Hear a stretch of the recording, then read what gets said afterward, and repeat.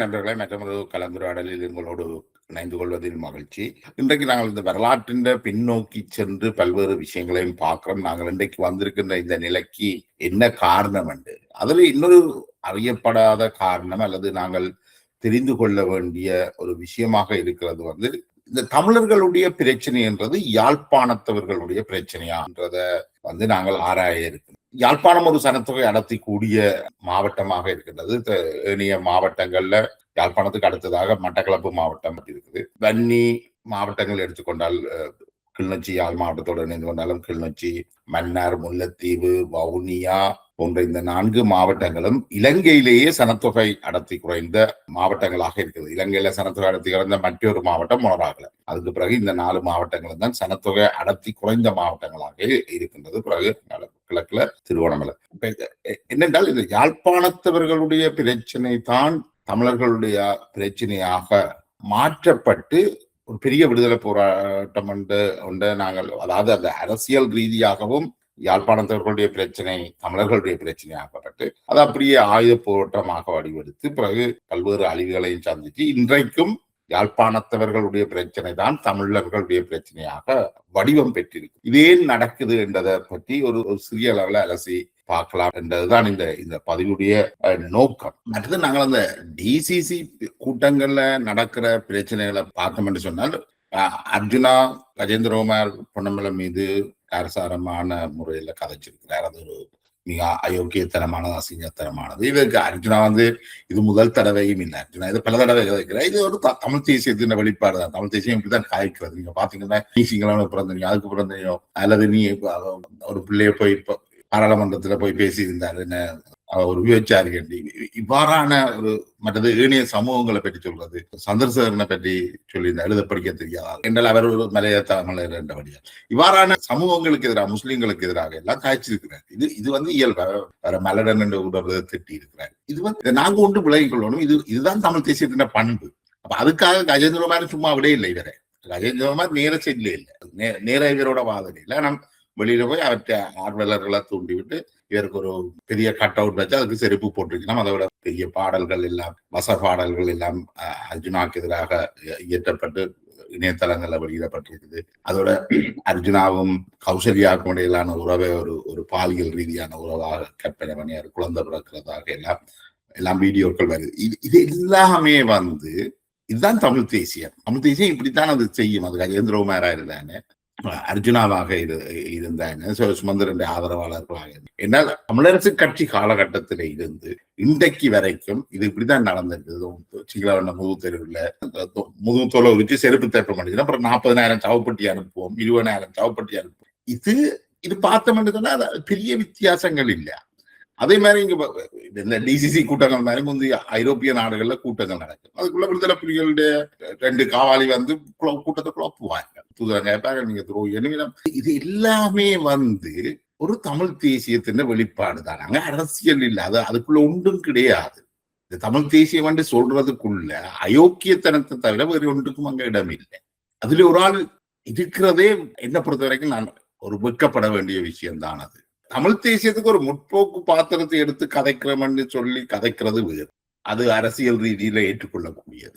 நடைமுறையில இருக்கிற தமிழ் தேசியம் மிக அயோக்கியத்தனமான, அது கிட்ட போறதே அருவருப்பு நினைக்கிறது. இந்த யாழ்ப்பாண சமூகத்தின் அழிவுக்கும் அதுதான் காரணம். என்றால் அந்த மேல்தட்டு வர்க்கம் அனுபவிச்ச விஷயங்கள் இப்ப கிடைக்கல. அந்த மேல்தட்டு வர்க்கம் அதை தமிழர்களுடைய பிரச்சனையாக மாத்திட்டு இதுல இருந்து விடுபடுறது வலை முக்கியம். அதுக்கு முதல்ல நாங்கள் பார்க்க வேண்டியது என்னென்றால், இந்த தமிழர்களுடைய தலைமை என்றது எப்பவுமே யாழ்ப்பாணத்தை சுத்தி தான் இருக்கு. யாழ்ப்பாணத்துல இருந்து அது தமிழ் காங்கிரஸோ தமிழரசு கட்சியோ, அதுக்கு பிறகு அதுக்கு பிறகு உருமாறின தமிழர் விடுதலை கூட்டணியோ, அதுக்கு பிறகு இப்ப இருக்கின்ற பல்வேறு விடுதலை அமைப்புகளுடைய கட்சிகளையும் நாங்கள் பார்த்தால் முற்றுமுழுதாகவே அவை யாழ் தலைமைகளை கொண்டவையாகத்தான் இருக்கு. அதே போலத்தான் 80களில் விடுதலை போராட்டங்கள் ஆரம்பிக்கப்பட்ட காலகட்டங்களிலையும் ஒரு 40 வரையான விடுதலை இயக்கங்கள் இருந்ததுன்னு சொல்லப்படுது. அதுல 1-2 தவிர, இந்த நாகப்படையை போன்ற படைகளை தவிர மிகுதி அனைத்து இயக்கங்களும் யாழ்ப்பாணத்தை தலைமையாக கொண்டவை. அதுல கடைசியாக மிஞ்சின பிரதான 5 இயக்கங்கள், பிக் 5 என்று சொல்ற அந்த 5 இயக்கங்களும் யாழ்ப்பாணத்தை தலைமையாக கொண்டவையாகத்தான் இருந்திருக்கிறது. தமிழ் விடுதலை புலிகள், பிரபாகரன் தமிழக மக்கள் விடுதலை கழகம், உமாமகேஸ்வரன் ஈழ மக்கள் புரட்சிகர விடுதலை முன்னணி பத்மநாபா யாழ்ப்பாணம், அதுக்கு பிறகு இபிடிவி ஈழ மக்கள் ஜனநாயக கட்சி தலைவர் டாக்டர் தேவானந்தா யாழ்ப்பாணம், ஈரோஸ் பாலகுமார் யாழ்ப்பாணம். சோ நாங்கள் எல்லாமே பார்த்தோம்னு சொன்னா கிட்டத்தட்ட யாழ்ப்பாண தலைமைகளை தான் வச்சிருக்கோம். அப்ப இன்றைக்கு இருக்கக்கூடிய கட்சிகள் எடுத்தால் அது தமிழரசு கட்சியாக இருக்கலாம், முன்னாள் பாராளுமன்ற உறுப்பினர் எம் ஏ சுமந்திரன், அதுக்கு பிறகு முக்கியமான பாராளுமன்ற உறுப்பினர் ஸ்ரீதரன். அவர் கிளிநொச்சியில் இருந்தாலும் அவர் உண்மையிலேயே நெடுந்தீவை சேர்ந்தவர். அந்த நெடுந்தீவு பின்னணியில் தான் அவர் அந்த வாக்குகளை பெற்றுக்கொண்டு, அதுக்கு பிறகு தமிழ் காங்கிரஸ் அல்லது தமிழ் தேசிய மக்கள் முன்னணி என்று எடுத்துக்கொண்டால் கஜேந்திரகுமார் பொன்னம்பலம், தமிழீழ மக்கள் டிபிஎல்எஃப்டி பிரிவு சித்தார்த்தன் யாழ்ப்பாணம், தற்பொழுது சுரேஷ் பிரேமச்சந்திரன் ஈழ மக்கள் புரட்சிகர விடுதலை முன்னணி இபிஆர்எல்எஃப் அவர் யாழ்ப்பாணம். அதுல நினைக்கிறேன் ஜனநாயக தமிழ் தேசிய கூட்டமைப்பு தமிழீழ விடுதலை இயக்கம் அவர் செல்வமனைக்கலாநாதன் மட்டும்தான் வன்னியை சேர்ந்தவராக இருக்கிறார். அவர் ஒரு முகவரியற்ற பாராளுமன்ற உறுப்பினராக இலங்கையிலே அதிக குறைந்த வாக்குகளை பெற்ற பாராளுமன்ற உறுப்பினராக இருக்கிறார். அவருக்கு ஒரு குரல் இல்லை. அவர் பெரும்பாலும் இனிய தமிழ் தேசிய கட்சிகளுடைய பாராளுமன்ற உறுப்பினரை தான் அவர் பின்பற்ற வேண்டி இருக்குது. அவர்கள் இந்த சொல்லுக்குத்தான் அவர் கட்டுப்பட்ட கூடியவராக இருக்கிறார். அதுக்கு பிறகு இப்ப உதிரியாக தெரிவு செய்யப்பட்ட ஊசி அர்ஜுனா, அவரும் சாவகச்சேரியை யாழ்ப்பாணத்தை சேர்ந்தவராக இருக்கிறார். அப்ப இது எல்லாத்தையும் நாங்கள் பார்க்கின்ற பொழுது இந்த பாராளுமன்றத்தில ஒலிக்கக்கூடிய குரல்கள் யாழ்ப்பாண குரல்கள் தான். இடக்கிட சாணக்கியன் சில கருத்துக்களை வைப்பார். ஆமா, சாணக்கியன் வைக்கின்ற கருத்துக்களும் அது யாழ் சார்ந்த கருத்துக்களாகத்தான் இருக்கிறார். அங்க மட்டக்களப்பை பற்றி அவர் பெருசாக பேசுறதாக தெரிகிறது. இந்த அடிப்படையில தான் இந்த பிரச்சனையை பார்க்க வேண்டி இருக்கு. அப்ப இங்க இது ஏன் உருவாகுது என்று சொன்னால், அன்றைய காலகட்டத்தில் யாழ்ப்பாணத்தின் தரைத்தோற்றவியல் காரணங்கள், பல்வேறு காரணங்களால யாழ்ப்பாணம் ஏனைய உற்பத்தி உறவுகளோட அவ்வளவு நிலை பெற்றிருக்கல. விவசாயங்கள் இருந்தாலும் அது அவ்வளவு தூரம் வலுவானதாக இருக்கல. கல்வி என்ற விஷயம், அதாவது ஆங்கிலேயருடைய வரவுக்கு பிறகு கல்வி என்ற விஷயத்துல யாழ்ப்பாணம் மிக முக்கியத்துவம் பெறுகிறது. அதால என்றால் மிஷனரிகள் மற்றும் காலனித்துவவாதிகள் கொண்டு வந்த அந்த கல்வி முறை யாழ்ப்பாணத்துல வேகமாக வளர்க்கப்பட்டிருக்குது. இப்ப யாழ்ப்பாணத்தில் இருக்கிற பாடசாலைகள் பார்த்தீங்கன்னா அவர்கள் நூற்றாண்டுகளை தாண்டினவர்களாக இருக்கிறார்கள். ஏனென்றால் அவர்கள் முன் காலகட்டங்களிலேயே இந்த கல்வியை நோக்கி நகர துவங்கிட்டு, அப்ப அவர்களுடைய நலன்கள் மிக முக்கியமானவையாக காட்டப்படுவது. இப்ப மற்றவர்களுக்கு குரல் இருக்கிறது. கல்வி அறிவு இருக்கிறவர்கள் அதிகாரத்தை நோக்கி நகரக்கூடிய வாய்ப்பு எப்பொழுதுமே யாழ்ப்பாணத்தார கையில தான் இருந்தது. யாழ்ப்பாணத்தாரன்னு சொல்லுகின்ற பொழுதும் அது கூட யாழ்ப்பாணத்தில் இருந்த எலிட்ஸ் குரூப்ஸ், மேல்தட்டு வர்க்கங்கள்ல இருந்தவர்கள் தான் அந்த உறவை யாழ்ப்பாணத்துல இருந்து எல்லாருக்கும் படிக்கக்கூடிய வசதி கிடைக்கிறது. அந்த அடிப்படையில தான் இந்த தமிழரசு கட்சியினுடைய பாராளுமன்ற உறுப்பினர்கள் பெரும்பாலும் கல்வி புலவர்களாக வர்றாங்க. அப்ப காலனித்துவ காலகட்டத்துல அதுகின்ற நன்மைகளை, அதாவது அதீத நன்மைகளை பெற்ற யாழ் சமூகம் இலங்கை முழுவதும் காலனித்துவ அதிகார சக்திகளோட சேர்ந்து அவர்களுடைய இடைத்தரகர்களாக இருக்கிறார்கள். அப்ப உத்தியோகங்களை எல்லாம் இந்த யாழ்ப்பாண சமூகத்தினர் தான் பெற்றுக் கொள்கிறார்கள். அவர்கள் எல்லா இடத்திலையும் இலங்கை என்ற சகல பகுதிகளில் நாங்கள் ஒரு 10% தானாக இருந்தாலும் வடக்கு கிழக்கில் வாழக்கூடிய தமிழர்கள் 10% இலங்கையின் முழுவதுமான நிர்வாகத்துல இந்த யாழ்ப்பாணத்தவர்களுடைய ஆதிக்கம் தான் கொடிகட்டி பறந்தது. அப்ப அவர்களை பொறுத்த வரைக்கும் இலங்கையில இருந்து தாங்கள் இலங்கையை ஒரு சமஷ்டி முறையில பிரிக்கணும் என்ற தேவை அவர்களுக்கு இருக்கையில. என்ன முழு இலங்கையையும் அவர்கள் ஆளுகின்ற ஒரு அதிகாரம் இருக்கின்ற பொழுது அது ஏன் அவர்கள் 1/3 பகுதியாக பிரிக்க வேண்டும் என்று இருக்குத்தானே. அந்த அடிப்படையில பண்டார் நாயக்கா சமஷ்டி ஒரு முறையை, இலங்கையை 3ஆக பிரித்த ஒரு சமஷ்டி முறையை கரையோர சிங்களவர்கள் என்ற ஒரு பிரிவு, மலைநாடு சிங்களவர்களுக்கு ஒரு பிரிவு, தமிழர்களை பொறுத்த வரைக்கும் அதை அவர்கள் பெருசா கூறியில்லை. ஏனென்றால் அவர்களுக்கு முழு இலங்கையும் அதிகாரத்துல இருந்தது. அப்ப அதுக்கு பிறகு சிங்கள கட்சிகள் சுயநிர்ணய உரிமை கோரிக்கைகள் எல்லாம் வச்சிருக்கணும். அப்ப தமிழரசு கட்சியோ தமிழ் காங்கிரஸோ அதை ஏற்றுக்கொள்ற நிலைமையில இருக்கையில அவர்கள் 50-50 கூறி பிரச்சனைகளை எடுத்தார்கள் என்றால் தாங்கள் அதிகாரத்துல இருக்கணும் என்றது. அதுக்கு பிறகு சர்வஜன வாக்குரிமை அனைவருக்கும் வழங்கப்பட்ட பொழுதும் தமிழர்கள் அதை ஏற்றுக்கொள்கிறீர்கள் என்றால் எல்லாருக்கும் வழங்கப்படக்கூடாது. அது உயர்மட்ட படித்த ஆட்களுக்கு தான் வழங்கணும், அவர்களுக்கு தான் அதை எப்படி பாவிக்கிறோன்றது தெரியும் என்ற அடிப்படையில போனது. ஆனால் இலங்கை சுதந்திரத்துக்கு பிறகு இந்த வாக்குரிமையும் எல்லாருக்கும் அளிக்கப்பட்டது. அது இயல்பாகவே பெரும்பான்மை மக்கள் அதிகாரத்தை கைப்பற்றுவதை நோக்கி போயிட்டு, அப்பதான் தமிழ் மக்களுக்கு இந்த பிரச்சனை வருது. இவ்வளவு காலமும் தங்களோட கையில இருந்த அதிகாரம் இப்ப பெரும்பான்மை சமூகத்தை நோக்கி அது மாறும். அதாவது சிறுபான்மை சமூகத்தில இது உண்மையா சிறுபான்மை சமூகமும் அல்ல. யாழ்ப்பாணத்தின் மேல்தட்டு வர்க்கத்தில இருந்த அந்த அதிகார மையம் அது பரவலாக்கப்பட்டு சிங்களவர்கள் பக்கமும் போக துவங்குறதுதான் அந்த பிரச்சனை வந்தது. அதையொட்டித்தான் தமிழரசு கட்சி, தமிழ் காங்கிரஸ் தாங்கள் தமிழர்கள் என்ற அடிப்படையில சில பிரச்சனைகள் எடுக்கணும். அதுல முக்கியமாக முரண்பாடு வந்த முதல் புள்ளி 1956 கொண்டு வரப்பட்ட அரச மொழி சட்டம். அந்த அரச மொழி சட்டத்தை என்ன செய்யறதுன்னா, இதுவரைக்கும் ஆங்கிலத்துக்கு இருந்த அந்த உரிமையை ரத்து செய்வதோட தாய்மொழி மூலமான உரிமைக்கு அது கொண்டு செல்லுது. அப்ப இலங்கையில 70% மக்கள் சிங்கள மக்களாக இருந்தவர்கள் அது சிங்களத்தை மிக முக்கியம் முதன்மைப்படுத்துது. தமிழ் பிரதேசங்கள்ல தமிழர்கள் தமிழை கலைக்கிற மாதிரியும் அது முதன்மைப்படுத்துது. அப்ப அந்த அடிப்படையில பார்த்தோம் என்று சொன்னால், தமிழர்கள் சிங்களம் கற்றுக்கொள்வதன் மூலம் தான் சிங்கள பகுதிகளில் பணியாற்ற வேண்டும் என்ற ஒரு நிலைமை வருது. என்றால் இப்ப இலங்கையினுடைய அனைத்து மாவட்டங்கள்லையும் யாழ்ப்பாணத்தை சேர்ந்த மேல்தட்டு வர்க்கத்தினர் தான் அதிகாரத்தில் இருக்கிறார். இப்ப சிங்கள பகுதியில வேலை செய்கிறவர்களுக்கு தாங்கள் சிங்களத்துல கதைச்சு பேசி ஒரு வேலையை செய்யணும் என்றதுதானே அவர்களுடைய தேவையாக இருக்கு. யாழ்ப்பாணத்திலே இருக்கிறவர்கள் எப்படி தமிழ்ல கதைச்சு பேசி தங்களோட வேலையை செய்கிறார்களோ அது மாதிரி சிங்கள பகுதியில் இருக்கிறவர்களுக்கு சிங்களத்துல கதைச்சு பேசி வேலை செய்ய வேண்டிய தேவை இருக்குதானே. அப்ப யாழ்ப்பாணத்தில் இருந்த தமிழர்கள் ஆங்கிலம் கற்றாலும், மேல்தட்டு வர்க்கம் ஆங்கிலம் கற்றாலும், அங்க இருக்கிறவர்கள் தமிழ்ல பேசி அந்த வேலையை செய்யலாம். அதே மாதிரி ஒரு நிலைமை சிங்கள மக்களுக்கும் தேவைதானே. பெரும்பான்மையான சிங்கள மக்களை கொண்ட ஒரு நாட்டு அவர்கள் தங்கள் மொழியை பயன்படுத்தி தங்களுடைய நாளாந்த வேலைகளை செய்யாமல் இருக்கிறது எவ்வளவு ஆரோக்கியமா இருக்கும். அப்ப அரசாங்கம் கொண்டு வருது சிங்களம் கற்க வேண்டும் என்று.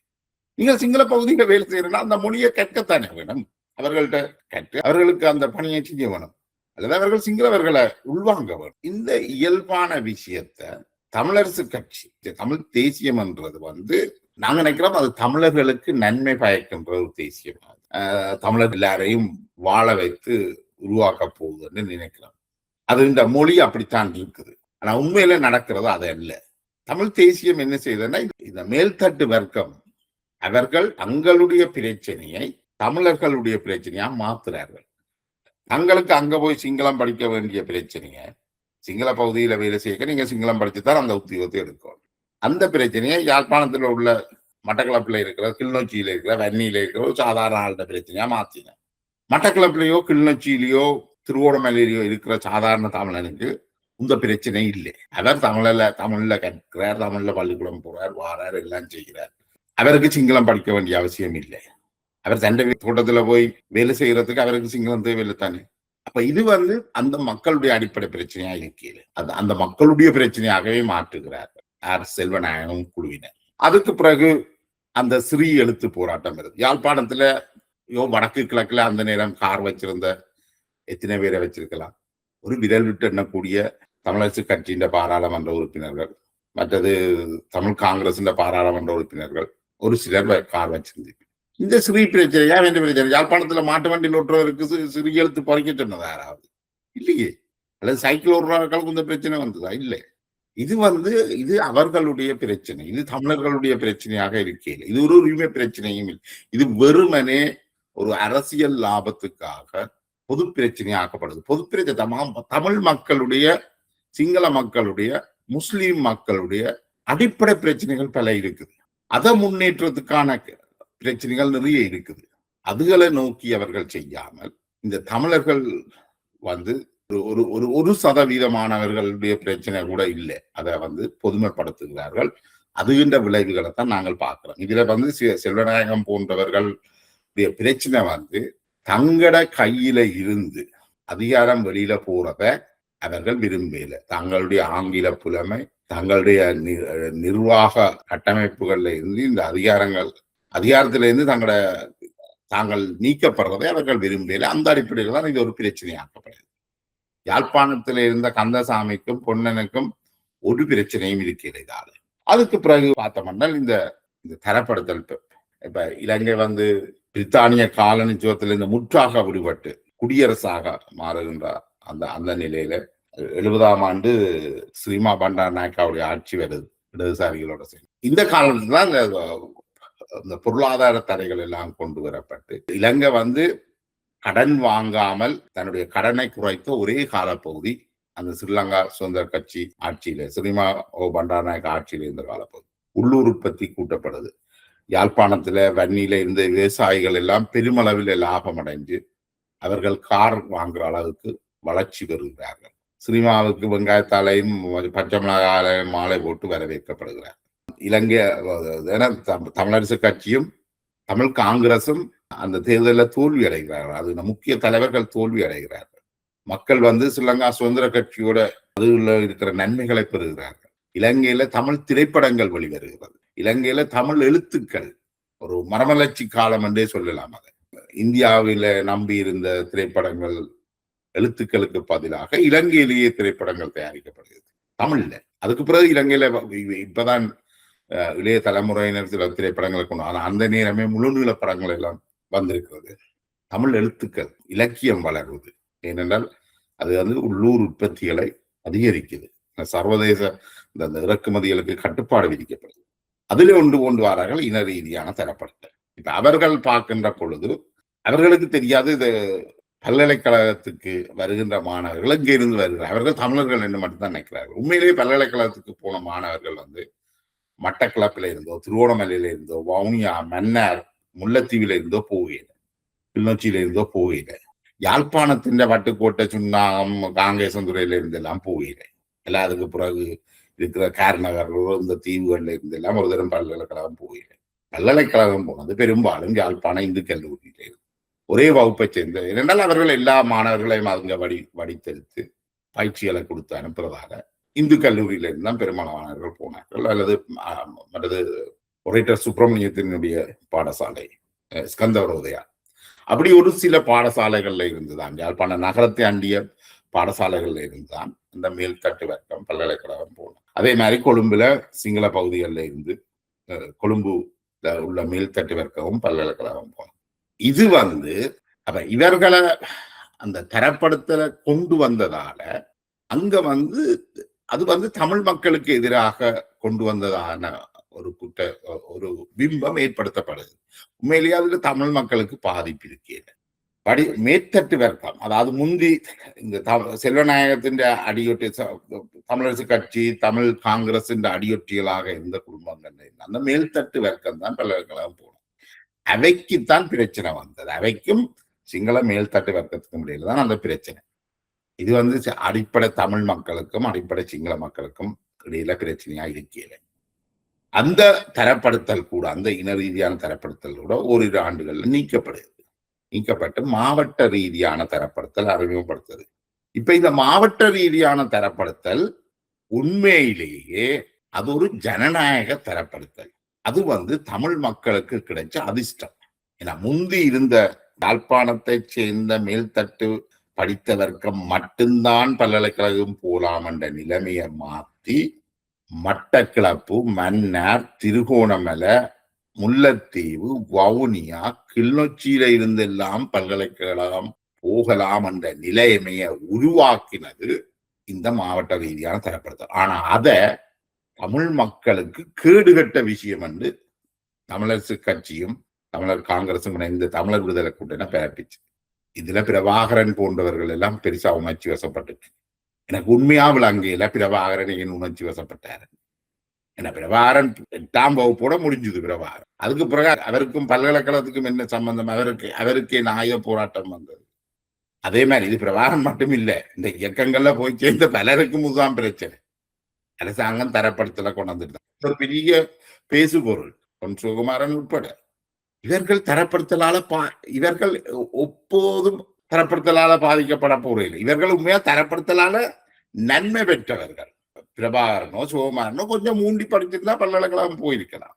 ஆனா முந்தி இருந்த முறையில பல்கலைக்கழகம் போயிருக்கிறார். முந்தி இருந்த முறையில இவர்கள் என்றைக்குமே பல்கலைக்கழகம் போயிருக்கிறார். பிறகு கொண்டு வரப்பட்ட தரப்படுத்தல் முறையில இவர்கள் கூட பல்கலைக்கழகம் போயிருக்கலாம்.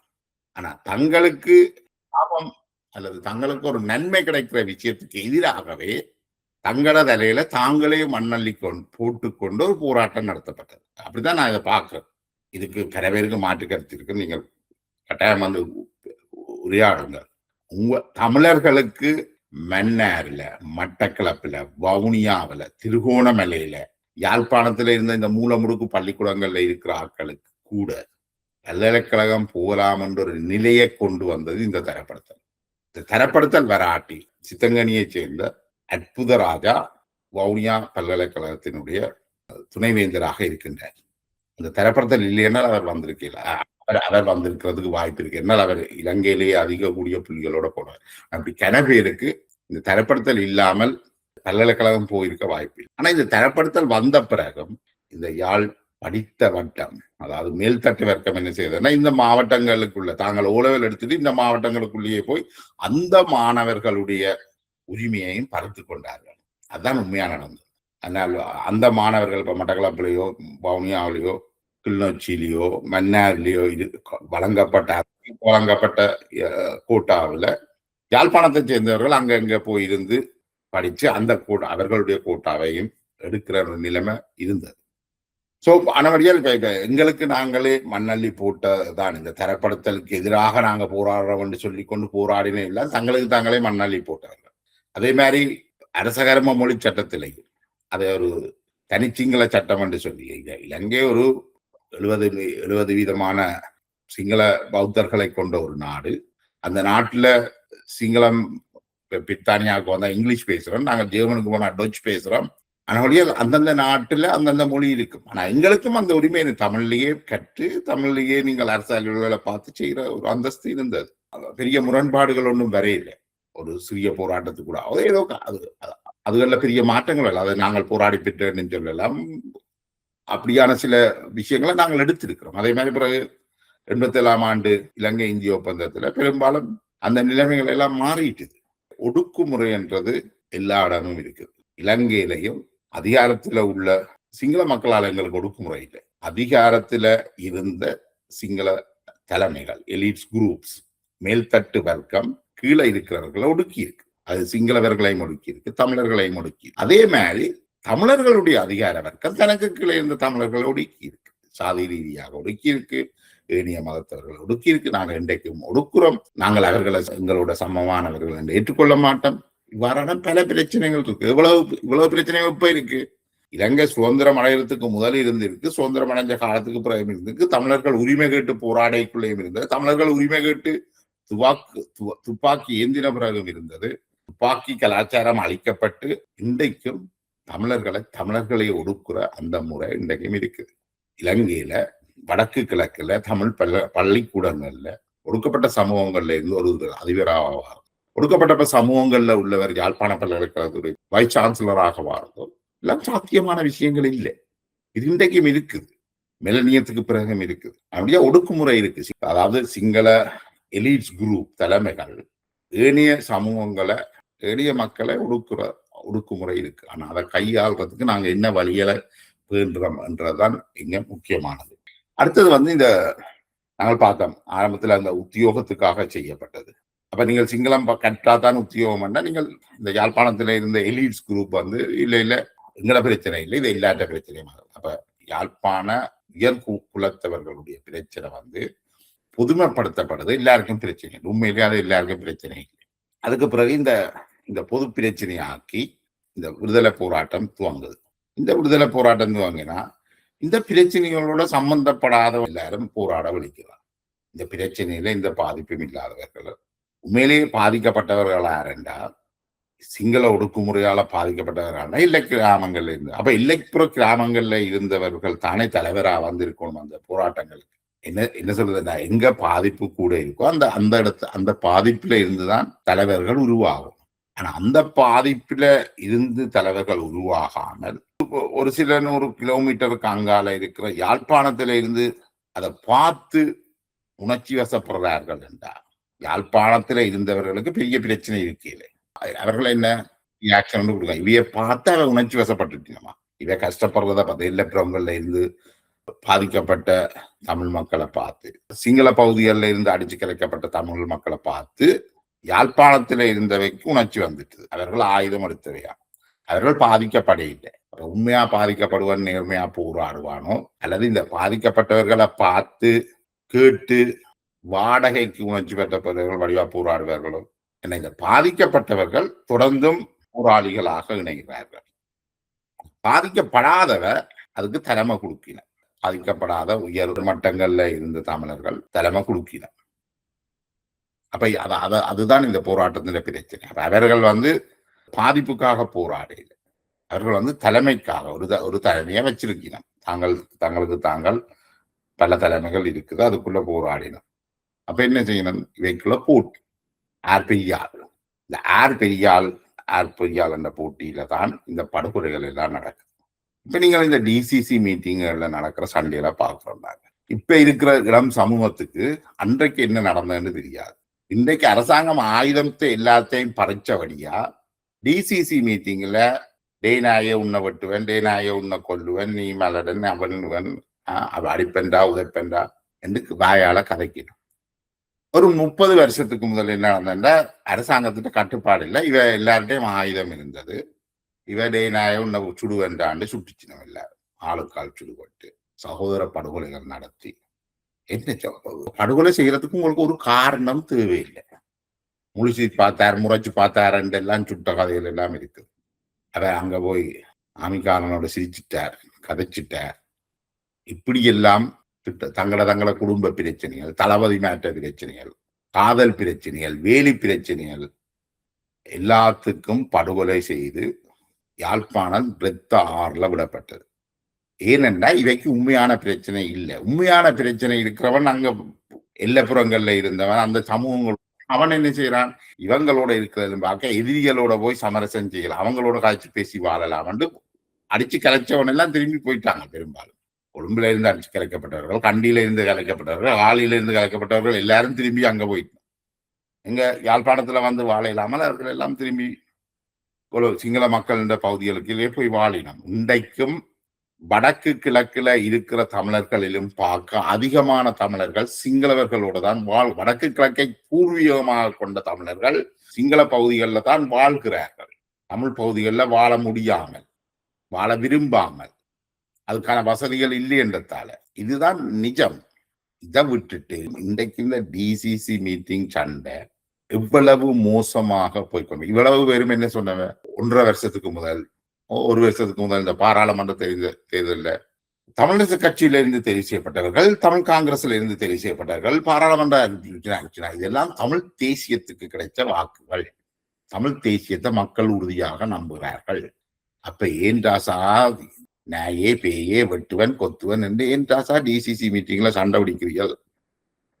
ஆனா இதே டிசிசி மீட்டிங் கிழக்கு மாகாணத்துல நடக்குது. அருண் ஹேமச்சந்திராண்ட தலைமையில கிழக்கு மாகாணத்துல டிசிசி மீட்டிங் நடக்குது. தமிழர்கள் இருக்கிறார்கள், முஸ்லீம்கள் இருக்கிறார்கள், சிங்களவர்கள் இருக்கிறார்கள். அந்த கூட்டங்கள்ல இந்த சண்டையை காணலையே. நான் ஒரு கிழக்கு மாகாணத்துல நடந்த இந்த டிசிசி மீட்டிங்லையும் இவ்வாறான குழப்பமான, மோசமான, கீழ்த்தரமான, மிருகத்தனமான சண்டைகள் எதுவும் அங்க நடக்கல. இது யாழ்ப்பாணத்துக்குள்ளதான் இருக்குது. இந்த யாழ்ப்பாணத்தார் இந்த வன்னிக்குள்ள இருந்தா அங்கேயும் சண்டை நடக்கும். ஏன் இந்த பண்பு?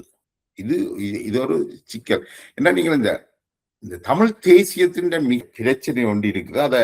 அதை நாங்கள் கண்டுகொள்கிறேன். இந்த தமிழ் தேசியம் என்றது முதல்ல எல்லாரும் விளங்கிக் கொள்ளணும். இது சும்மா இந்த தமிழ் தேசியம் என்ற சொல்லி ஏதோ தமிழர்களுக்கு நன்மையான விஷயம் என்று ஒரு பிம்பம் கட்டி அமைக்கப்பட்டிருக்கு.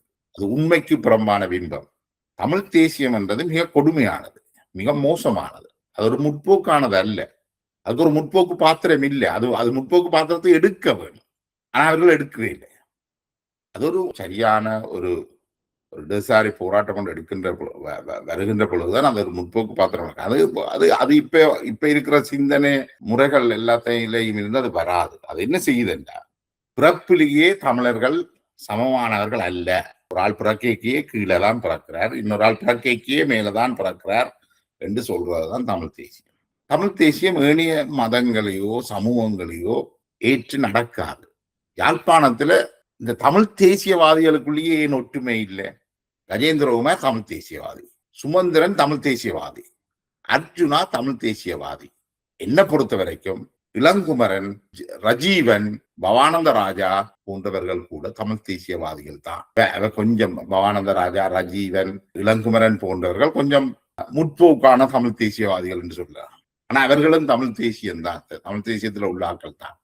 தமிழ் தேசியத்தின் மிச்ச பகுதி இப்ப பாத்தீங்கன்னா இந்த யாழ்ப்பாணம் யாரெல்லாம் தமிழ் தேசியம் கதைக்கிறோமோ அவைக்கு பின்னால ஒரு அயோக்கிய மூட்டை ஒன்று இருக்கு.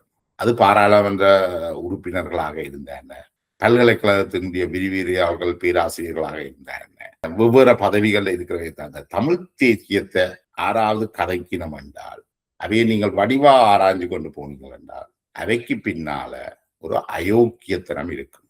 அவர்கள் பாவங்களை செய்த ஆட்களா இருக்கணும். அது மணல் கொள்ளையா இருக்கலாம், பார்க்கொள்ளையா இருக்கலாம், தங்களுடைய மாணவிகளை செடியூஸ் பண்ணி பாலியல் துஷ்பிரயோகம் செய்தவர்களாக இருக்கலாம். இப்படி ஒரு பெரிய லிஸ்ட் இருக்கு. இவ்வாறான பாதிப்புகள் இல்லாதவர்கள் தமிழ் தேசியத்துல இருக்கிறதுக்கு வாய்ப்பு இல்லை. இப்ப பொங்குதமல் நடத்தின கணேசலிங்கன், அவர்கிட்ட வேலை செய்த ஒரு பெண்ணை, இளம் குழந்தை, அவ 13 வயசு, பல தடவை பாலியல் பலாத்காரம் செய்திருக்கிறார். அது கோர்ட்ல இருக்கு. ஆனா அவர் இன்றைக்கும் தமிழ் தேசியம் பேசுறார், பல்கலைக்கழகத்துல இருக்கிறார். அவர் தான் ரகுராமன், அதுக்கு பிறகு விசாகன் மற்றும் அங்க புடியன் பாம்புகள் என்று சொல்லப்படுற மாணவர்கள் பலர் போராடினர். இந்த விரிவிரியாளர்கள் எல்லாம் தங்களை பாலியல் துஷ்பிரயோகம் செய்தவர்கள் என்று சொன்னவர்கள் எல்லாரும் சேர்ந்துதான் கலைப்பூடாதிபதி ரகுராமன் பதவிக்கு கொண்டு வந்தவர். இப்ப அவர் மீதும் பல்வேறு குற்றச்சாட்டுகள் இப்போ அவர். இப்ப இது என்னத்தை காட்டுதென்றா, இந்த அயோக்கியத்தனத்திலிருந்து இவர்களால் விடுபட முடியாது. இவர்கள் தனிப்பட்டவர்கள், பெண்களை கிள்ளுக்கீரைகளாக நினைப்பவர்கள், தங்களுடைய போக பொருளாக நினைக்கிறவர்கள். இதுக்கு ஏதோ தமிழர்களுக்கு எல்லாம் போராடக்கூடியவர்கள் என்ற ஒரு பிம்ப போலியான முகம் கட்டமைக்கப்பட்டது. இந்த பிம்பத்தை உடைக்க வேண்டும். நாங்கள் தமிழ் தேசியம் வந்து நிராகரிக்கப்பட வேண்டும். இது ஒரு கேன்சர் தமிழ் சமூகத்தில். அதாவது யாழ்ப்பாண மேல்தட்டு வர்க்கத்தினுடைய புற்று நோய் வந்து தமிழர்களுக்குள்ள பரப்பப்பட்டது. தங்களுடைய லாபத்துக்காக தமிழர் கட்சி செல்வநாயகத்தில இருந்து பிரபாகரன் வரைக்கும் கஜேந்திரகுமார், ஸ்ரீதரன் போன்றவர்கள் எல்லாம் இந்த புற்றுநோயை தமிழ் சமூகத்துக்கு பரப்பி கொண்டிருக்கிறது. இது வந்து மிக ஆபத்தானது. இதுதான் இன்றைக்கு தமிழர்களை அழிச்சு கொண்டிருக்குது. தமிழர்களை முன்னேற விடாம ஏனைய சமூகம், தமிழர்களுக்கு ஒரு நீதி கிடைக்காம செய்யறது வந்து இந்த தமிழ் தேசியத்துக்கு பின்னால் தமிழ் தேசியத்தை இயக்குகின்ற இந்த அயோக்கிய சக்திகள். இதை மக்கள் புரிஞ்சு கொள்றது பல முக்கியமானது. எங்களுக்கு வேண்டியது பன்மைத்துவம். ஏனைய சமூகங்களோட, ஏனைய தமிழர்களோட நல்லுறவை வளர்க்கிறது. எல்லா தமிழர்களும் பிறக்கும் பொழுதே சமமானவர்கள், ஏற்றத்தாழ்வுகள் இல்லை. எல்லா தமிழர்களும் சமமானவர்கள். எல்லா மாவட்டத்தில் இருக்கிற தமிழர்களும் சமமானவர்கள். எல்லா மாவட்டத்தில் உள்ள தமிழர்களுக்கும் தமிழர்களை தலைமை தாங்கிறதுக்கான இயலுமை இருக்கு. எல்லா தமிழர்களுக்கும் தாங்கள் விரும்புகின்ற கருத்தியலை வச்சிருக்கிறதுக்கு உரிமை இருக்கு. எல்லா தமிழர்களுக்கும் பேச்சு சுதந்திரம், கருத்து சுதந்திரம் இருக்கு. இவ்வாறான விஷயங்களை ஏற்றுக்கொள்ளவும் இத தமிழ் தேசியம் ஒருபோதும் ஏற்றுக்கொள்ளாது. ஆனவடியா நாங்கள் வந்து இந்த தன்மைத்துவத்தை வளர்க்கிறத நோக்கித்தான் நாங்கள் சென்றோம். இப்ப கொழும்புல எப்படி தமிழர்கள், சிங்களவர்கள், முஸ்லிம்கள் எல்லாம் ஒற்றுமையாக வாழ்கிறார்கள், அதை நோக்கித்தான் தமிழர்கள் போகிறார். கொழும்புல போய் வெள்ளவத்தையில போய் வீடு வாங்கி இருந்து இருக்கத்தான் எல்லாரும் பார்க்கணும். ஏன் போராட்டம் உச்சகட்டத்தில் இருக்கையும் அதுதான் நடந்தது. ஏனென்றால் நீங்கள் எல்லா சமூகங்களும் ஒன்றிணைந்து வாழ்கிற பகுதிகள் தான் மிகச் செழிப்பாக வளர்ச்சி அடையும். யாழ்ப்பாணம் இன்றைக்கு இலங்கையின் தரப்பட்டியல், நாங்கள் யாழ்ப்பாணத்தார் படித்தவர் கட்டிப்பார்கள், இலங்கையின் பல்கலைக்கழக தரப்படுத்தல், அதாவது உலக தரப்படுத்தல் வரிசையில இலங்கையில வந்து யாழ்ப்பாணம் 7வது 8வது இடத்துல நிக்குது. கொழும்பு பல்கலைக்கழகம், பரதேனியா போன்ற பல்கலைக்கழகங்கள், அடுத்த 6 பல்கலைக்கழகங்களும், யாழ்ப்பாணத்துக்கு மேல இருக்கக்கூடிய 6 பல்கலைக்கழகங்களுமே தென்பகுதியில தான் இருக்குது. ஏனென்றால் அங்க அந்த பல்கலைக்கழகங்கள்ல பல்வேறு இன மத மக்கள் கற்கின்றார்கள். யாழ்ப்பாணத்துல அந்த சூழல் இல்லை. யாழ்ப்பாணத்துல மெடிக்கல் ஃபேக்டரியில கொஞ்சம் சிங்களார்கள் இருக்கிறார்கள். ஆனா அந்த கூட்டுணைவு இல்லை. நாங்கள் ஒரு தனி இனமாக ஒரே வாழ்றதாக இருந்தால் அது வந்து எங்கட வளர்ச்சிக்கு தடையாகத்தான் இருக்கும். இன்னைக்கு திருவோணமலையில இருக்கிற டிசிசி கூட்டம் ஒரு குழப்பமும் இல்லாமல் நடக்கின்ற பொழுது, தமிழ், சிங்கள, முஸ்லிம் மக்கள் இருந்தும் அங்க கூட்டங்கள் சரியாக நடக்கின்ற பொழுது, வெறும் தமிழ் தேசியத்தை மட்டும் கொண்ட யாழ்ப்பாணத்துல தான் இந்த குத்துப்பாடுகளும் மிக ஒழுக்கக்கேடான விஷயங்களும் ஒரு உரையாடலுக்கே தகுதியற்ற சம்பவங்களும் நடந்து கொண்டிருக்கு. இதெல்லாம் என்னத்தை காட்டுதுண்டா, இந்த தமிழ் தேசியம் எவ்வளவு பலவீனமானது, அயோக்கியமானது, தமிழ் மக்களுடைய வளர்ச்சிக்கு விரோதமானதுன்றது தான் இது காட்டுது. அதனுடைய இதுல இருந்து நாங்கள் இன்றைக்கு உலகம் முழுக்க பரவி இருக்கிறோம். தமிழர்கள் உலகம் முழுக்க பரவி இருக்கிறார்கள். ஏன் தமிழர்கள் இன்றைக்கு உலகம் முழுக்க வெற்றிகரமானவர்களாக இருக்கிறார்கள் என்றால், அங்கே அவர்கள் பல்வேறு சமூகங்களோடையும் இனங்களோடையும் சேர்ந்து தங்களுடைய அறிவையும் திறனையும் பொருளாதாரத்தையும் வளர்த்துக் கொள்கிறார்கள். அந்த வாய்ப்பை யாழ் மேட்டுக்குடி மற்ற சமூகங்களுக்கு வழங்குதில்லை. அதாவது ஏனைய தமிழர்களுக்கே அது வழங்குதில்லை.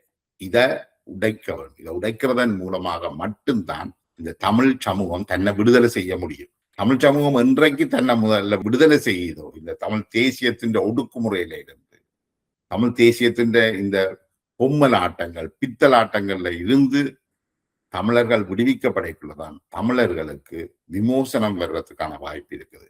மற்றது இங்க இருக்கிற பிரச்சனை, யாழ்ப்பாணத்து மேட்டுக்குடிகளுடைய பிரச்சனை தமிழர்களுடைய பிரச்சனை அல்ல. தமிழ் மக்களுக்கும் சிங்கள அதிகார வர்க்கத்தோட முரண்பாடுகள் இருக்கு. சிங்கள மக்களுக்கு சிங்கள அதிகார வர்க்கத்தோட முரண்பாடு இருக்கு. அதே போல முஸ்லிம் மக்களுக்கு சிங்கள அதிகார வர்க்கத்தோட முரண்பாடு இருக்கு. அதே மாதிரி தமிழ் மக்களுக்கும் சிங்கள அதிகார வர்க்கத்தோட முரண்பாடு இருக்கு. இந்த முரண்பாடை தீர்த்து கொள்றதுக்கு இந்த அனைத்து ஒடுக்கப்பட்ட மக்களும், சிங்கள ஒடுக்கப்பட்ட மக்கள், தமிழ் ஒடுக்கப்பட்ட மக்கள், முஸ்லிம் ஒடுக்கப்பட்ட மக்கள் ஒன்றிணைவதன் மூலம்தான் இந்த ஒடுக்குற இந்த அதிகார வர்க்கத்துக்கு எதிராக நாங்கள் வெற்றி கொள்ள முடியும். அதுக்கு முதல்ல நாங்கள் செய்ய வேண்டியது, யாழ்ப்பாணத்தில இருக்கிற மேல்தட்டு வர்க்கத்தின் தமிழ் தேசிய சுத்து மாத்த நாங்கள் உடைக்க வேணும்.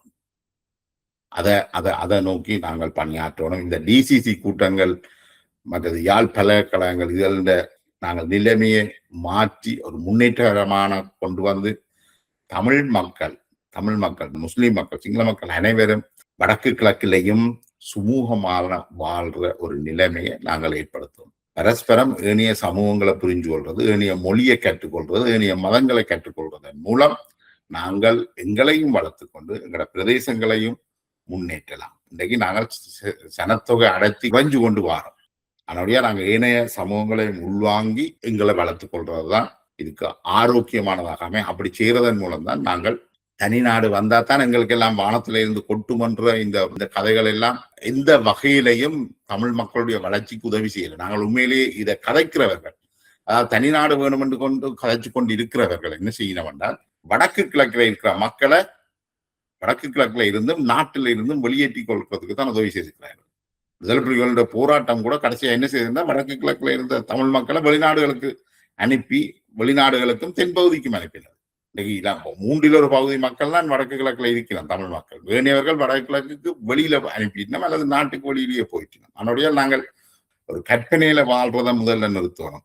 உலகத்துல 7000க்கும் மேலான இனங்கள் இருக்குது. அந்த இனங்களுக்கு ஆக 200 நாடுகள் தான் இருக்கு உலகத்துல. அப்படியே எல்லா இனங்களும் தனிநாட்டை நோக்கித்தான் போகணும் அவசியம், எந்த அவசியமும் இல்லை. அப்படி போகவும் இயலாது. அப்படி சொல்லித்தான் நாங்கள் எங்களோட இனத்தை அழிச்சினாங்க. அது எங்களுக்கு சில விஷயங்கள் ஒரு நீண்ட கால நோக்கில தான் செய்யலாம். இன்றைக்கு நாங்கள் இலங்கையில உள்ள அனைத்து மக்களோடையும் நாங்கள் சுமூகமான உறவுல இருந்தால், இன்னும் ஒரு 10 வருஷத்துக்கு பிறகு, 25 வருஷமோ 30 வருஷத்துக்கு பிறகு நாங்கள் எங்களுடைய சுயநிர்ணய உரிமையை வலியுறுத்தி கொண்டு ஒரு கூட்டாட்சி முறைக்கு நாங்கள் போக முடியும். ஆனா அதுக்கு முதல்ல அதுக்கான நம்பிக்கையை எல்லா சமூகங்களையும் ஏற்படுத்த வேண்டும். அதை நோக்கித்தான் செயல்படும். தமிழ் தேசியம் காய்க்கிறதன் மூலமாக இது சாத்தியம் இல்லை. தமிழ் தேசியம் இப்ப என்ன பொறுத்த வரைக்கும் யாழ்ப்பாண மேல்தட்டு வர்க்கத்துல இருந்த அந்த புற்றுநோய் இன்றைக்கு தமிழ் மக்களிடையே முழுமையாக பரவி இருக்கு. தமிழ் தேசிய இந்த புற்றுநோயை நீக்கிறதன் மூலமாக மட்டும்தான் தமிழ் மக்களுக்கு விமோசனம் இருக்கும். யாழ்ப்பாண பல்கலைக்கழகம் பள்ளிக்கூடமாக இல்லாமல் பல்கலைக்கழகமாக அது தரம் உயரும். அதே மாதிரி தென்பகுதியில் இருக்கக்கூடிய மக்களும் வடக்கு கிழக்குக்கு வர்றதுக்கான வாய்ப்பு இருக்கும். அப்படி இல்லை என்ன சொன்னா, நாங்கள் எங்களுடைய பிரதேசங்களை மேலும் இழந்து எங்களுடைய அடையாளங்களை விளக்க வேண்டியது என்று சொல்லிக்கொண்டு நான் நீண்ட உரையாடலாம்.